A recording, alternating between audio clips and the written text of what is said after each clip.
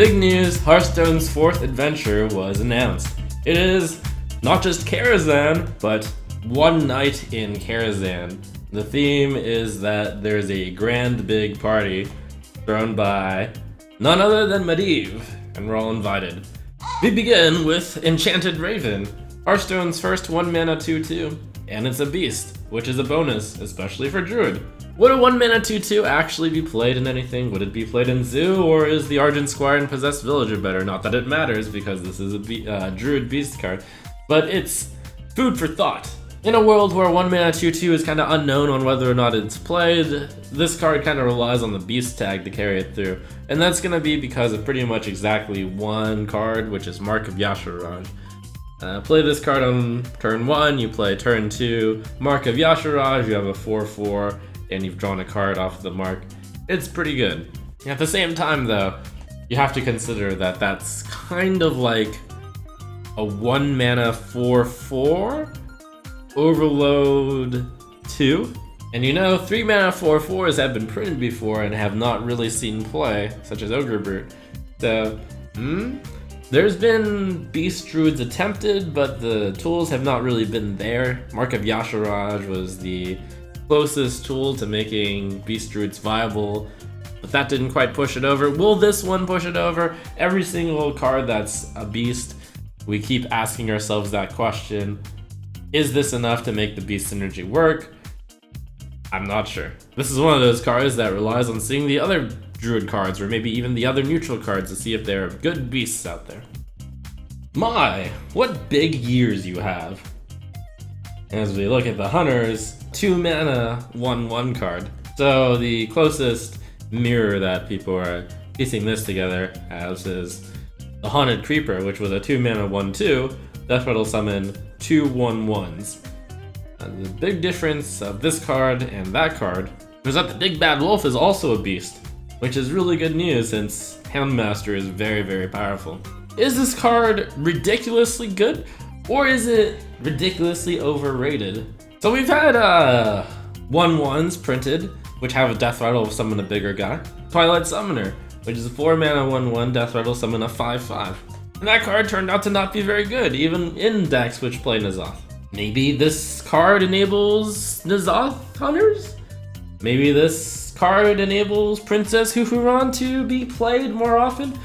But maybe it just sucks? I mean, it's kind of tough to say that it sucks given that Haunted Creeper was played in pretty much every deck. But Haunted Creeper had a few things going for it. Namely that 2 1/1s might be better than a 3/2. Because when you think about it, this is kind of like Huge Toad also. You have the 1 damage ping, which yes, you can direct. And then you get a 3/2 beast. Yes, it's sticky too. That means you need to like hit it twice. But the Haunted Creeper was annoying because you needed to hit the Haunted Creeper 3 times. And that's before Ravaging Ghoul was in the meta. Against decks which don't actually kill this card, you have just played a 2-mana 1/1. I look at this card and my instinct is that it's too slow. It kind of reminds me of Bloodfen Raptor, but it could be really good. How could it be really good? I'm not sure. I feel like this is one of those cards that has to be played to see. Death Rattles tend to be stronger when like the first part of it has a high attack and the second part of it is also decent. Anyways, my prediction is overrated, but I'll hold off like full judgment until the full review. Firelands Portal. Well, if you thought that Arena Mage needed a good common to make them stronger, congratulations, Blizzard heard you, and here you go with the Firelands Portal. It's very much like North Sea Kraken, a killer card in Arena. 9 mana, deal 4 damage, get 9/7. Here you're gonna get 7 mana, deal 5 damage, and I believe the average stats for 5-cost minion, when you kind of account for the bonus that they have, you can kind of think of it as a 4/5. So you compare it to Fire Elemental, you have on average 2 fewer attack, you dealt 2 more damage, it costs 1 more mana. Will this be good enough in Mage? It's a value card. It's like combining a 5-cost and deal 5 damage. Deal 5 damage is almost like a fireball, and then a random 5-cost minion You don't get the battle cry effect off of it. You get a minion that's worth about 4 mana. So it's like a 4 mana card combined with a 3.5 mana card. People looked at Faceless Summoner, which is kind of similar to this. You pay 6 mana for 5/5. Maybe you could count that as like worth 4 mana, and then you get a 3-cost minion on top of that. It turns out that that card didn't see much play in Constructed, though it's really good in Arena. The card's really strong in Arena, and I think this card and Faceless Summoner both might pave the way for a value Mage deck. Ivory Knight, wow. What a card. Paladin gets another awesome heal here, and its card advantage. So Azure Drake was a card that's always kind of good. 5 mana 4/4 battlecry draw card. Ivory Knight lets you discover a spell and restore health.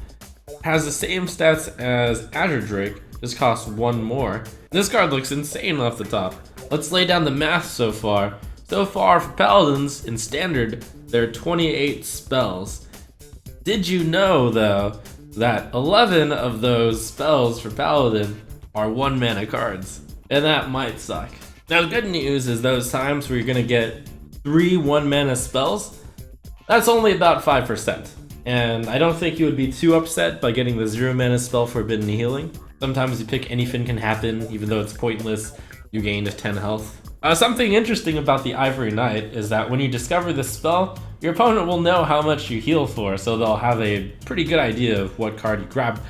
But, as it turns out, when you overheal, it only shows for the amount that you healed for. So if you're at 30, your opponent will, and this is my theory, your opponent will have no idea what you discovered because you will heal for +0 no matter what you pick. And if you're at like 5, or if you're at 25, and you pick Anything Can Happen, you're only going to heal for +5, so your opponent will know you picked a 5 or more card. Well, looks like a solid card. And hey, Discover is back. That's fantastic. Discover, a Hearthstone favorite mechanic. Ethereal Peddler, 5 mana 5/6, which is Pit Fighter. This one reduces the cost of cards in your hand from other classes by 2. We can almost kind of compare this with Emperor Thaurissan, a little bit. Which is like a 6 mana 5/5 and kind of battle cry, even though it's not, but your opponent usually kills it. Reduce the cost of cards in your hand by 1. So for 1 less mana, this card gets +1 health. Ethereal Peddler, it would need to hit 2 cards in your hand in order to kind of match Emperor's effect, and then it would become a better Emperor because not only would it be 1 mana fewer, it would also be 1 higher health. So the big ways currently to get cards into your hand from other classes, probably starting from most popularly played to least popularly played, would be Undercity Huckster. That's a really easy way to do it. You've got Nefarian, you've got Burgle, which has always been thought of as a or Thoughtsteal or a bad Arcane Intellect, but if your cards are getting reduced by 2, Gang Up actually works too. Those are just some of the ways. I suspect that there's going to be another card released, which will get cards of other classes into your hand somehow. And this card's goodness will depend based on, in the future, whether or not there are more of that support. Rogue is picking up a little bit of identity as a thief, about time. Currently, off of the cards, right now as they stand, this card isn't very good, because you would just run Emperor Thaurissan instead, but with a little bit more support of card stealing, a little more burglary, and we could see the Peddler being really interesting. Barnes.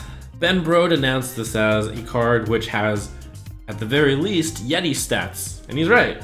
Now, the big thing that Barnes is going to be good for, and I think that this card, when I first looked at it, I was like not very impressed, but when I realized the effect that this can have with N'Zoth decks, I was like, this card is actually pretty insane. Imagine getting your Cairn or your Sylvanas or your Tyrion Fordring out.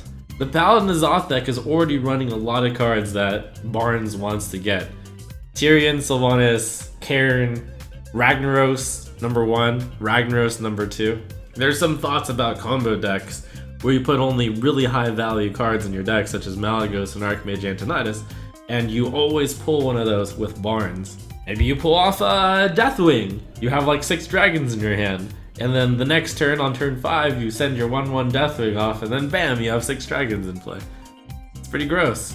Even though this card isn't out yet, it has been theorized based off of current interactions. When you silence the 1/1 copy, it'll go back to its original stats, which might be worth considering as well, even though I think that will be too difficult to pull off practically in a constructed match. Barnes is going to be pretty exciting. I expect to see it a lot of play in Paladin N'Zoth and various N'Zoth decks. And finally, probably my favorite card, shown of all of them, even though it might not be the best one. I actually suspect that this will be a good card. Ben Brode announced this card and said something along the lines of, "You thought Ancient of War was good, 7 mana 5/5, draw 2 cards. This card is 7 mana 4/6 taunt, which is definitely comparable to a 5/5, probably even better. And its battle cry, draw 3 cards from your deck." Across all the decks, the Azure Drake is going to be in your deck if you're running Curator pretty easily.